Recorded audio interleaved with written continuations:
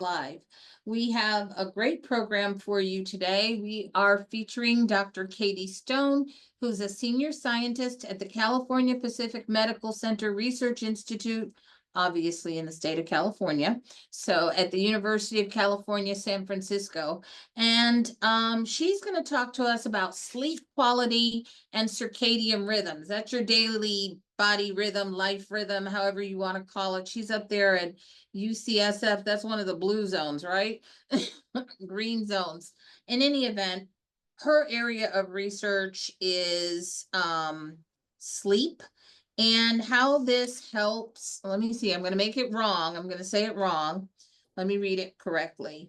She conducts large-scale multi-center cohort studies and clinical trials exploring the interrelationships between let me make sure I got this right.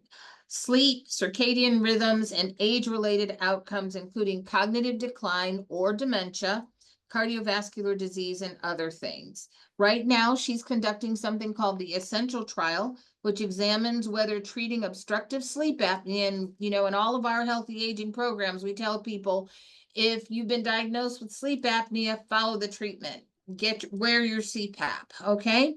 We're trying to understand whether or not sleep apnea correction can slow cognitive decline and prevent the progression of one's cognitive decline into full-blown dementia. So this is a great lecture for those of us who've been diagnosed with sleep apnea and refuse to wear our CPAP machines. Dr. Stone, at this time, the stage is yours. Thank you very much. Thank you very much for having me. Really enjoyed the exercise video. I was doing those exercises along with all the rest of you. So what I'm going to do here is try to share my screen. Can everybody see a slide that has Yes. Okay, wonderful. Okay, whoops, where did it go? Now I can't see it. Okay, so the title of my talk is Targeting Sleep to Improve Health in Older Adults. It really should say brain health because that's going to be my focus today. Pardon, Dr. Stone, are you able to put it in presentation mode? Oh, I'm sorry. Yes. Apologies. Okay, there we go. Doing that, Dr. Stone, people like to exercise, and John's here every week, and that's one of the favorite things that most of our viewers like. They like to exercise because it is their only time to exercise. That's wonderful. And exercise also improves your sleep, and sleep improves your ability to exercise. So everything kind of goes together. And we love those sort of behavioral things that we can do to improve our brain health. So with that, just a brief, let me see if I can advance here. This is just a quick outline for what I'm going to talk about today. I'm just going to spend a little bit of time talking about how sleep changes with aging. Then I'm going to tell you what we know about the links between sleep disruption and dementia and Alzheimer's disease. And then I'll get into some of the work I'm doing targeting sleep to reduce the risk of dementia and Alzheimer's disease, including talking about the Essential Trial. And I'll wrap up with some conclusions. So with that, first to point out what many of you may have heard on the news, they talk about this, but the US population is getting older over time, partly with a decline in birth rates, but also people are living longer. And so it's predicted that by the year 2035, for the first time in US history, older adults are projected to outnumber children. So this is a trend that we expect to keep going as the years go by. As a result of this trend, US healthcare spending is increasing. So the aging of the population is one of the main factors that is driving sort of increase in healthcare costs, along with just increases in pricing overall.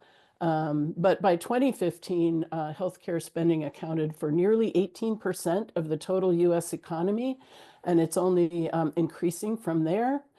So as a result, trying to prevent disease and prolonging years of healthy life free of disability and trying to avoid those major illnesses are really essential for containing these costs. So as a result, you hear a lot of talk about trying to target modifiable risk factors like increasing physical activity and diet, that could maybe reduce the risk of cardiovascular disease as well as dementia and cognitive decline. Although you may hear a lot about physical activity and diet, increasingly, I hope you hear about sleep as an important behavior or factor that you might be able to modify to improve your health. There's been increasing interest in understanding the determinants and consequences of sleep disturbance in older adults. There's a considerable literature suggesting that poor sleep may accelerate the aging process in terms of the biology behind it. And sleep problems are often modifiable. Therefore, managing sleep disturbance and treating sleep disorders may help improve your health and also help reduce costs for the US economy overall. Sleep changes considerably across the lifespan. So in this slide, you can see age along the horizontal axis here, and then different components of your sleep. So the top line here, just your total sleep duration. It's comprised of all these different components, but the overall duration of your sleep every night decreases with age, as well as you see a slight decrease in rapid eye movement or REM sleep, which is the part of sleep where you actually do your dreaming. It's not too dramatic, but we do see quite a significant drop in slow wave sleep, which is the most restorative part of your sleep. Declines substantially with age, whereas the lighter stages of sleep, stages 1 and 2, remain more constant. And there's debate about whether these changes are normal or to some degree we could maybe intervene and reduce some of these changes to keep your sleep healthier and other health outcomes maintained as well. So why are sleep complaints so common in later life? There are a number of things going on. So as I mentioned on the previous slide, some of these changes might be considered normal, but there are also a number of medical and psychiatric disorders that are more common as we get older, and medication use can also impact sleep quality. There's a decrease in physical function, decreased physical activity that also can impact sleep, as well as psychosocial changes. You might experience, for example, retirement can change things, or the death of a spouse can cause problems with sleep. Also changes in circadian rhythms. As you age, the timing of your sleep might change. So you may get typically more sleepy earlier in the evening, might tend to wake up earlier in the morning, things like that. But also there's an increase in the prevalence of sleep disorders with age, in particular insomnia, which I do study, but I'm not going to talk about much today. I'm going to talk about sleep disorder breathing, or in particular, obstructive sleep apnea. So what is sleep apnea? It sounds like some of you may have heard about this, but it is characterized by periodic pauses in breathing during sleep caused by collapsing or obstruction of the upper airway. It leads to lower blood oxygen levels and sleep disruption. And over 50% of older women and 70% of older men have at least moderate sleep apnea based on the common definitions. And severe sleep apnea increases the risk of cardiovascular disease and dementia or memory loss. And some of the symptoms you can see here on the right panel of the slide include daytime sleepiness, lack of concentration, memory loss, snoring during the night, waking up choking or gasping, and so on and so forth. So if you experience any of these symptoms or your loved ones, you might want to speak with a doctor about that. This slide just illustrates how dramatically the prevalence of sleep apnea increases with age. So in the first column of numbers here, you can see the prevalence in people who are 30 to 60 years based on a common definition of the apnea-hypopnea index greater than or equal to 10. That's the number of times you would sort of wake up with those experiences I described, like choking or not being able to breathe. 10 or more times per hour of sleep. That's what that means. Excuse me, one yes. last clarification. Apnea means not breathing. Hypopnea means not breathing enough. Just to clarify the definition, please. That's correct. Yes. So apnea is a complete cessation of breathing. Hypopnea is typically defined as a 50% or more reduction in airflow. So it counts either or both of those things. And if those occur, typically the definition is for 10 seconds or longer. That's an apnea. That's an event that gets counted. So that's the definition. And then as you can see in the age 30 to 60-year-olds, we see a 5% prevalence in women and a 15% prevalence in men. Well, in the older adults, quite a bit higher at 70% for men and 56% for women. And these vary depending on what definition is used, but they're definitely higher as we get older. So I'm going to talk a little bit about the links between sleep disruption and dementia and Alzheimer's disease and what we know about that. So sleep disorders are common in older adults with cognitive impairment and dementia. But there's emerging epidemiologic evidence supporting that poor sleep is linked to the development of dementia, including Alzheimer's disease. There's experimental research that shows accumulation of Alzheimer-linked proteins like beta amyloids in brain regions after sleep deprivation. And then nocturnal hypoxemia, so reduction in airflow, in blood oxygen levels, which are common in obstructive sleep apnea, may also contribute to dementia and Alzheimer's disease risk.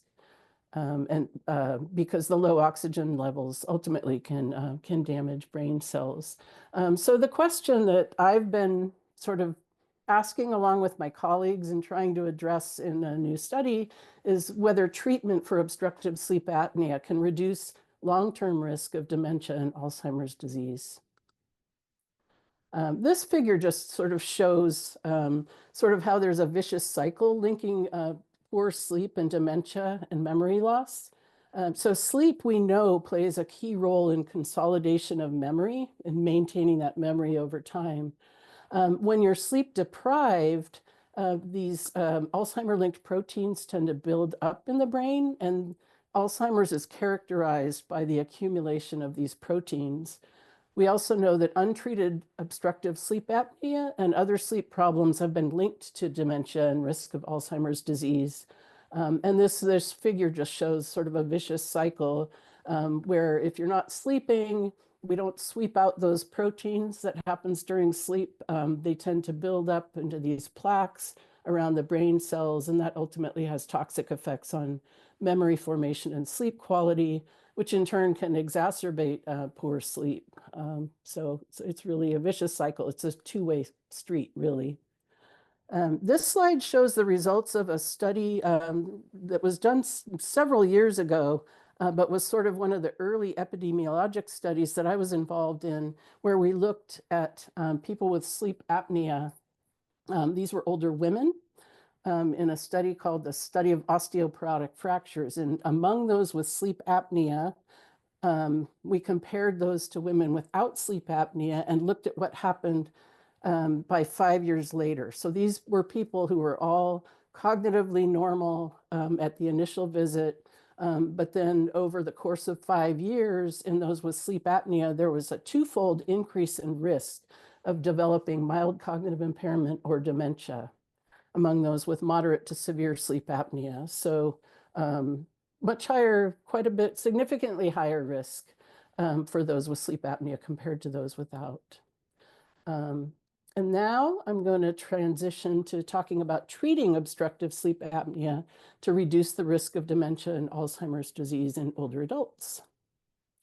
So I participated in a workshop that was sponsored several years ago by the American Thoracic Society, focused on the link between obstructive sleep apnea and neurocognitive impairment.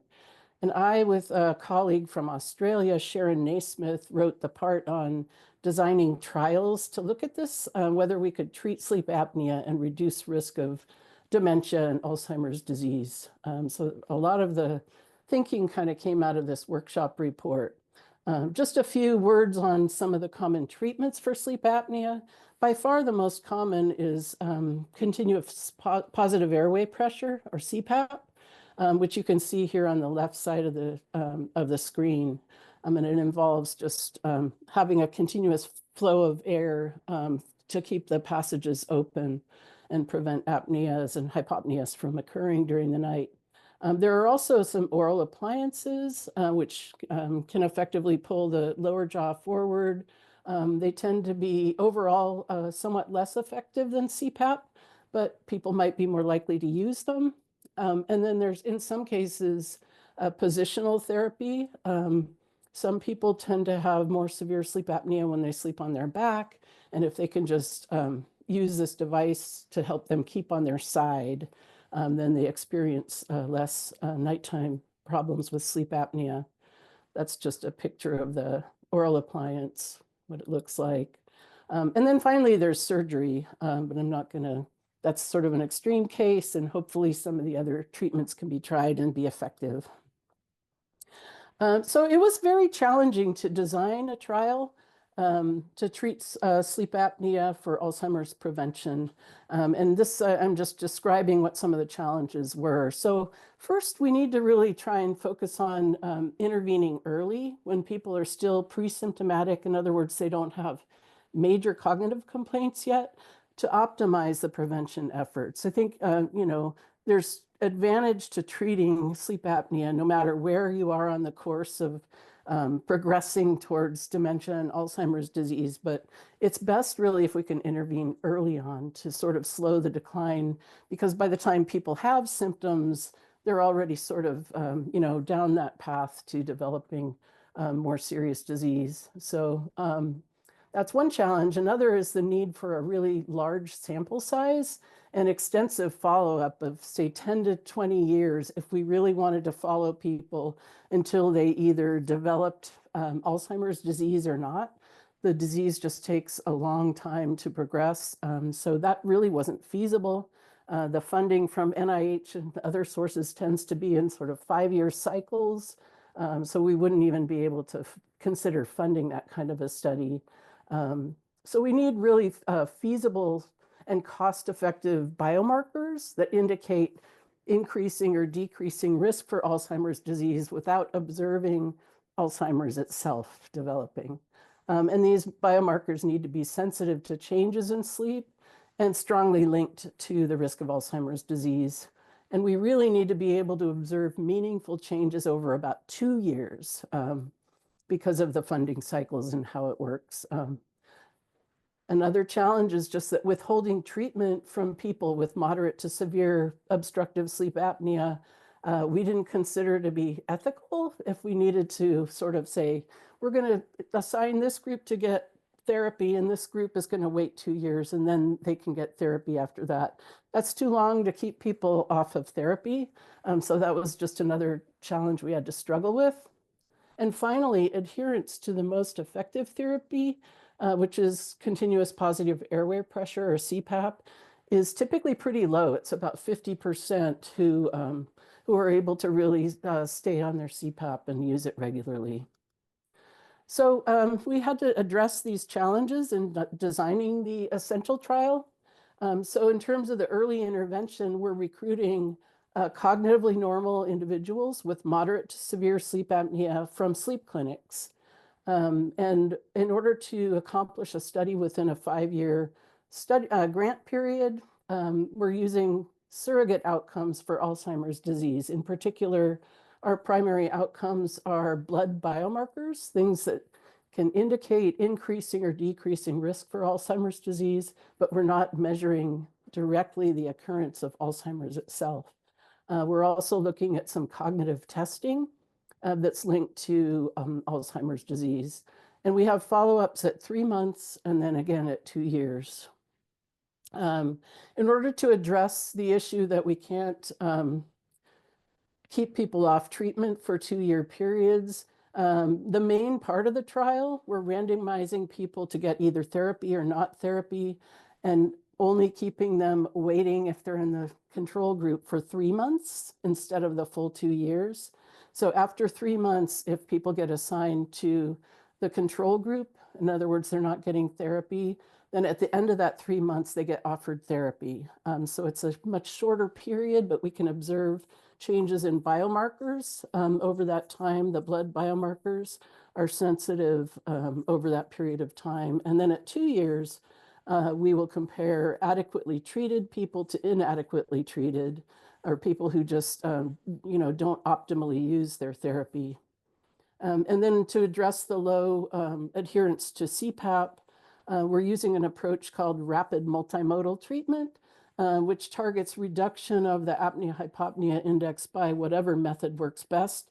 So patients get to choose between CPAP, oral appliance, or positional therapy based on a discussion with their treating physician, and they choose what they think is best for them. And with this approach, we've seen better adherence, more like 75% instead of the 50% that I mentioned earlier for CPAP. So these are sort of the nuts and bolts of the essential trial, which stands for effects of successful OSA treatment on memory and AD biomarkers in older adults. It's a multi-center randomized trial conducted in 4 academic sleep medicine clinics, which include NYU and Mount Sinai in New York, Pittsburgh, and then University of Arizona. And my team in California is coordinating the trial and collecting and analyzing all the data. It includes, the goal is to recruit 250 adults, ages 55 to 85 with moderate to severe sleep apnea and who are all cognitively normal. And our primary research questions are whether effective treatment of sleep apnea can preserve cognitive function and impact levels of plasma biomarkers of Alzheimer's disease. And as I mentioned before, we have primary follow-ups at 3 months, which compares the randomized trial group, those randomized to treatment, or the waitlist control group. And then we have another follow-up at 24 months. And then treatment for sleep apnea is tailored to the individual preferences using this rapid multimodal therapy that I mentioned earlier, which gives the participants in the trial an option to try CPAP, an oral appliance, or positional therapy.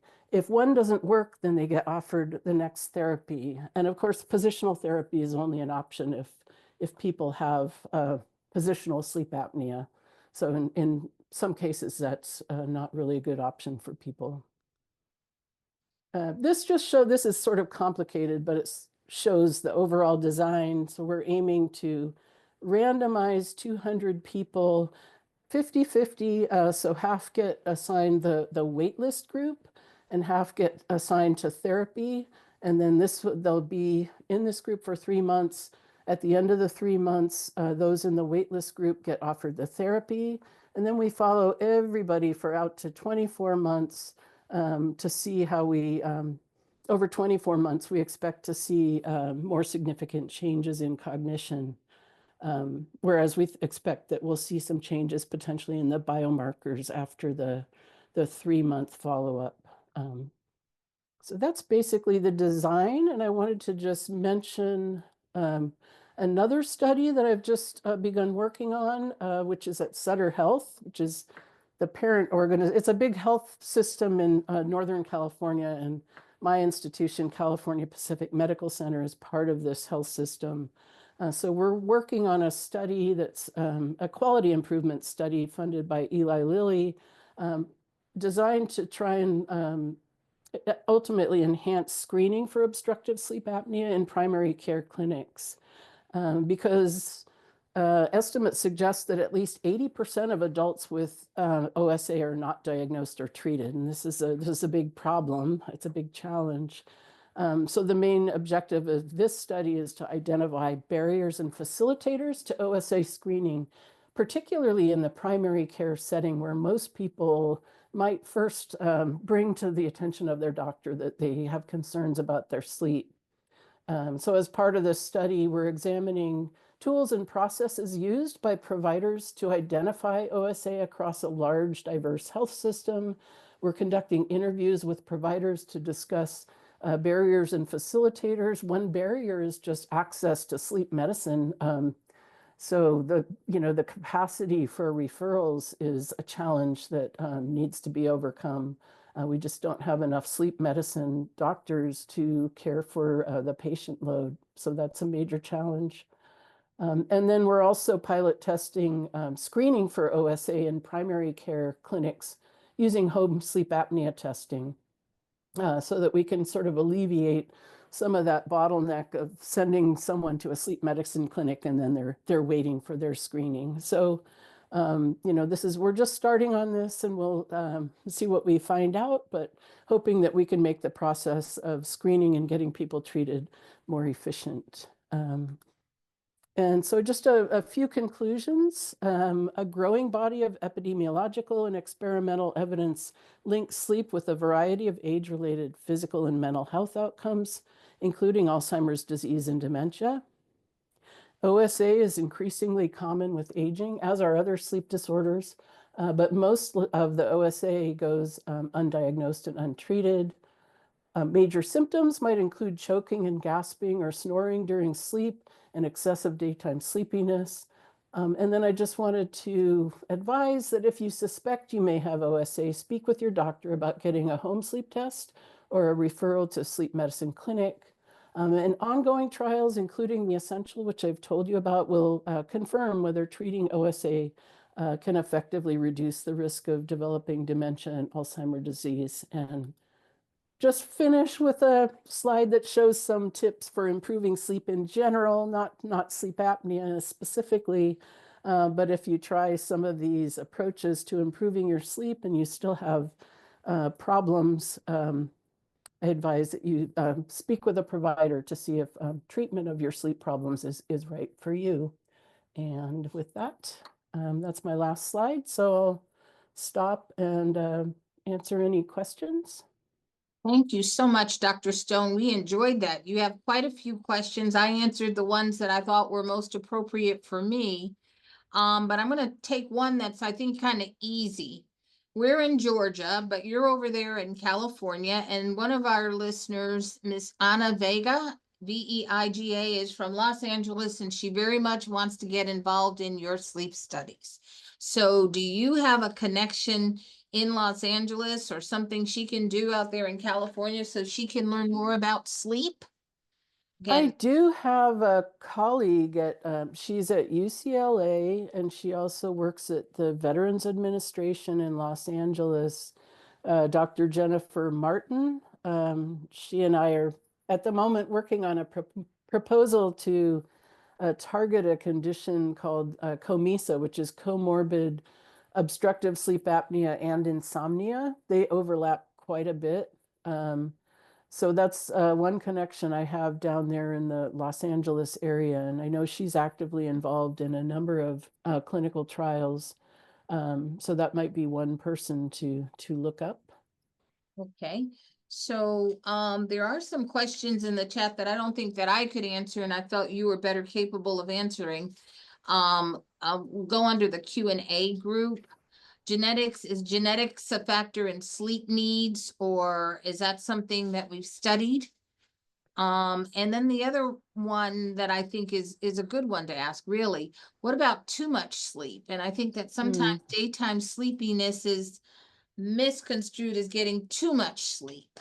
So not for somebody who's demented, but for those of us who are listening to you, what's the difference between good sleep, too much sleep, and when you have sleep apnea, you sleep on and off. Right. So, I mean, there's a couple things that are going on. The question of getting too much sleep. So, a lot of the epidemiology has suggested that longer sleep duration is linked to some bad health outcomes, including potentially risk of cognitive decline and so forth. But I mean, it's difficult to understand whether it's somewhat confounded just by sleep. Most of the data are on self-reported sleep. And if, for example, somebody had sleep apnea and they're spending a long time in bed in order to get enough hours of sleep, they might not accurately report how many hours they're actually sleeping. They might say, well, I'm trying to sleep for 10 hours, but that's not really how much they're actually sleeping. Um, However, that being said, there has been work by the National Sleep Foundation on what is optimal sleep duration. And they've determined that sort of 7 to 8 hours is the sweet spot, and maybe longer. Longer can also be, people who experience sort of depression might be sleeping longer, or if you have comorbidities and your body is needing more recovery, you might sleep longer, and then that also makes it look like it's less healthy for you, depending on how the analysis is done, whether it's sort of just looking at a cross-sectional snapshot or looking at risk of problems over time. So it's a very complicated question. So, yeah, I agree. And so from a primary care doctor's perspective, if you feel you're sleeping too much, or somebody you live with or one of your loved ones or friends is sleeping too much, take them to a doctor where they can get a formal sleep evaluation. Now, Dr. Stone talked about home ways to get a sleep study done. Mhm. Depending upon what's available in your area, you can go to a sleep center. You use the word sleep center, but there are sleep specialists that don't operate out of specific centers, but almost all of them conduct a formal sleep study. And Right. that can be done, well, here at Emory University, we do have a place on campus where you go to try to go to sleep, and they put a bunch of electrodes and other things on you to measure how well you're sleeping, your oxygen saturation, etc. But as she pointed out in one of her studies, instead of coming into a center like an Emory University or a University of California, San Francisco, or UCLA, there are home sleep studies that can be done, but the provider who orders them has to do them. So from the standpoint as well, am I getting good sleep? Am I not getting good sleep? What's too much? What's too little? It's best to discuss this with your primary care doctor, who could refer you to a sleep specialist, excuse me, so that you can have a comprehensive evaluation for sleep deprivation. Are you sleeping too much? Are you sleeping too little? So the subjective, there's a way to measure how much sleep you're actually getting, and we do that with a formal sleep study. And we Exactly. measure a lot in that case. So discuss it with your doctor. Okay, now there's another question in here about genetics and sleep. Is there such a thing?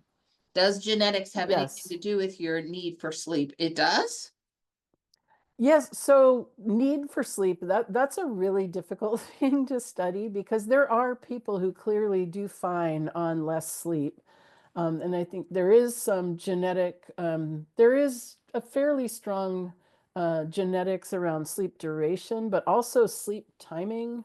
So I think it was a family in Utah that was first identified as having this advanced sleep phase syndrome, where like everybody in the family sort of went to bed early and woke up at 3 a.m. And they found like the gene that was associated with that.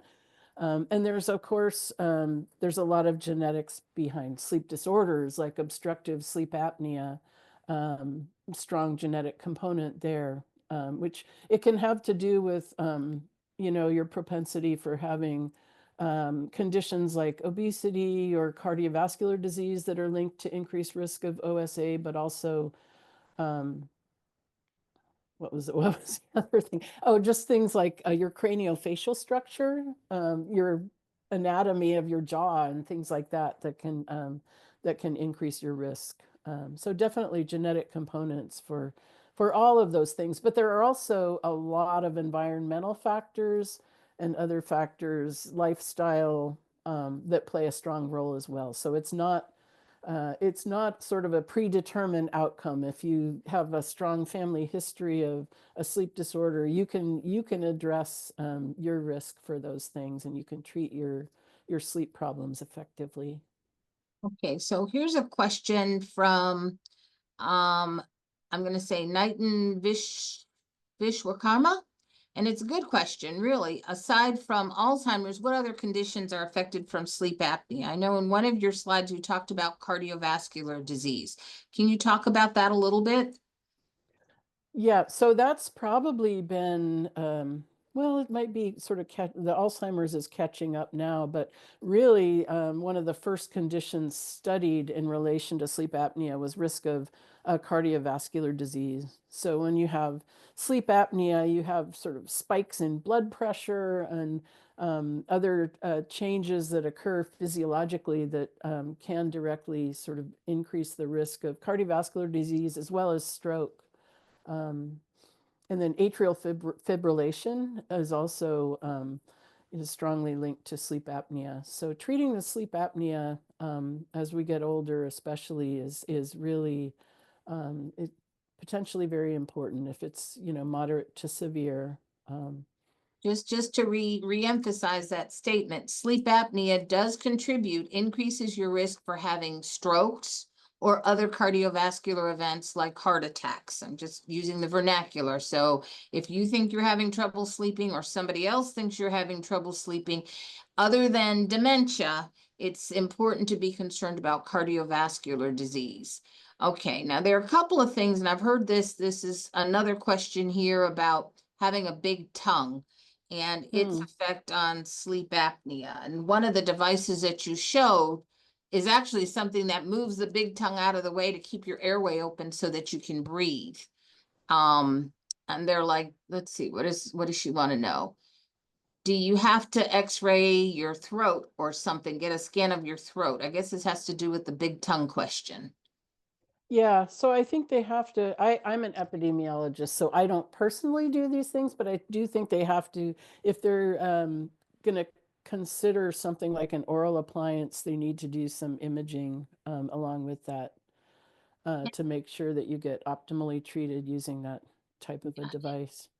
On that note, though, that's all part of a formal sleep examination. The doctor taking care of you is going to do the formal sleep study, but they're also going to be looking at your anatomy, your facial anatomy, to talk about things. Some people do have facial deformities where they don't have an open airway passage. Right. So breathing, keep in mind, this is a breathing problem, and a big tongue may interfere with how you breathe. So, Especially when you're lying down at night.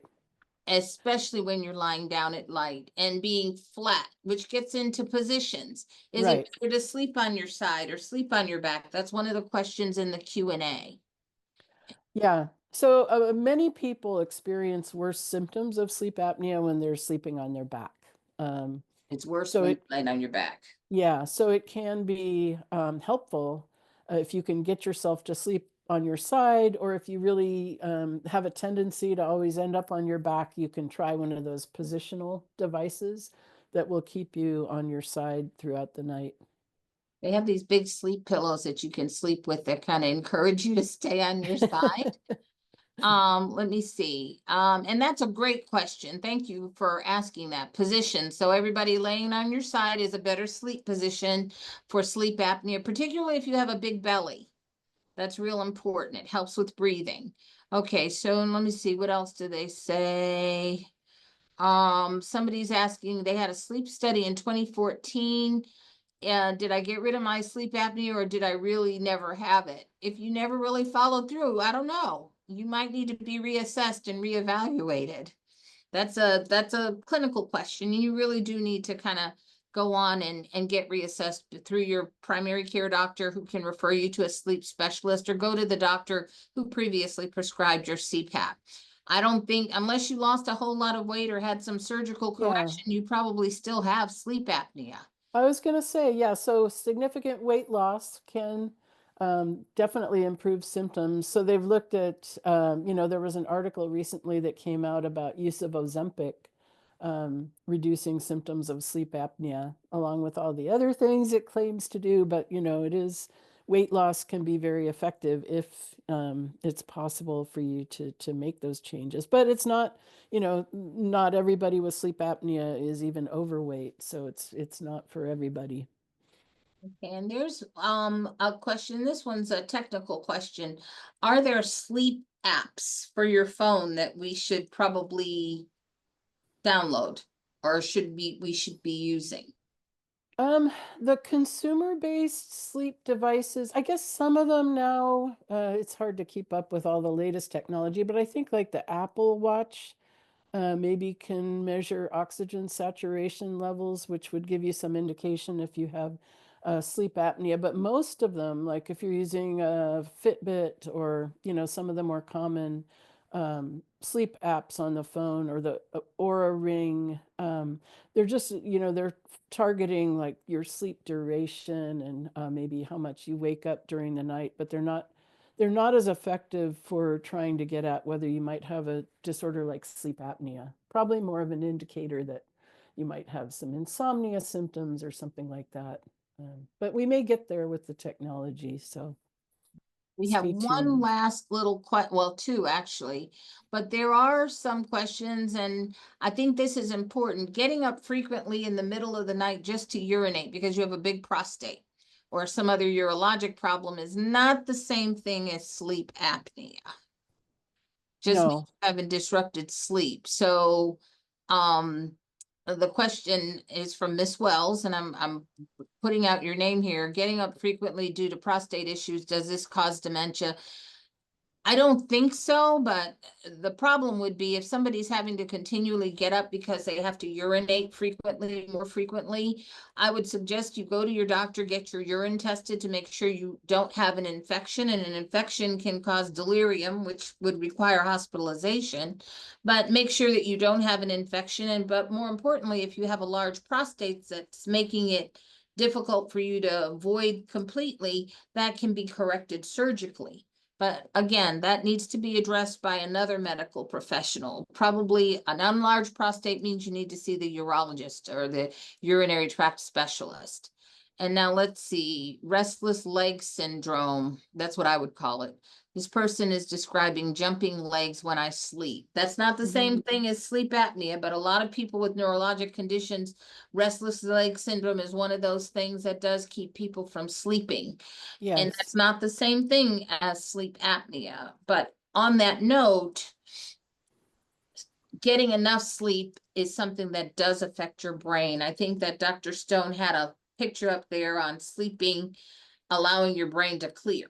So right. anything That's that right. disrupts your sleep. So, I focused on sleep apnea, but if there's anything like that that's disturbing your sleep on a regular basis, it's important to have it addressed. It's not just sleep apnea, but restless legs. There are treatments and, that definitely can disturb your sleep. So definitely speak with a provider about that. Well, we're in the last 5 minutes, and I'm gonna just recap some of the things that she said or talked about. If you have been diagnosed with sleep apnea, it's very, very important for you to use your devices. And if they're no longer effective, you need to go back to your doctor to reassess what's going on with you. If you're having sleep problems, you probably need a more formal sleep evaluation.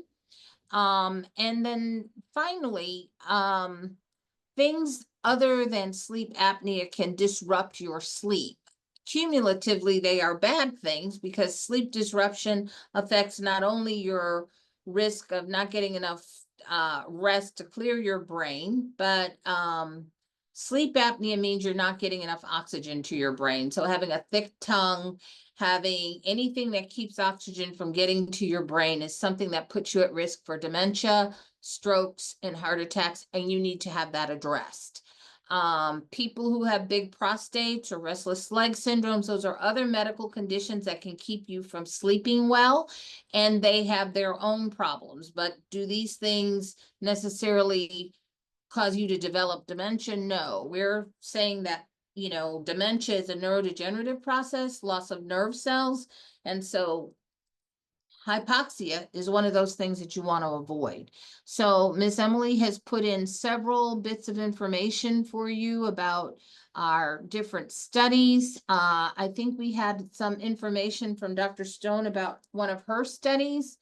And in the next couple of weeks, we'll be having more people talking about sleep and exercise on BrainTalk Live and at our Carter Forum. And Dr. Stone, I want you to look at your calendar. I'm inviting you to back to come talk about insomnia. That's what you said. I have another talk for that. So we want another talk Okay, on insomnia. wonderful. BrainTalk, I think we can find some time for you, but insomnia, a lot of us suffer from insomnia, Yes. and older adults need to figure out how else to manage insomnia. besides taking Xanax Yes, exactly. and Ambien. To avoid that. Okay, all right.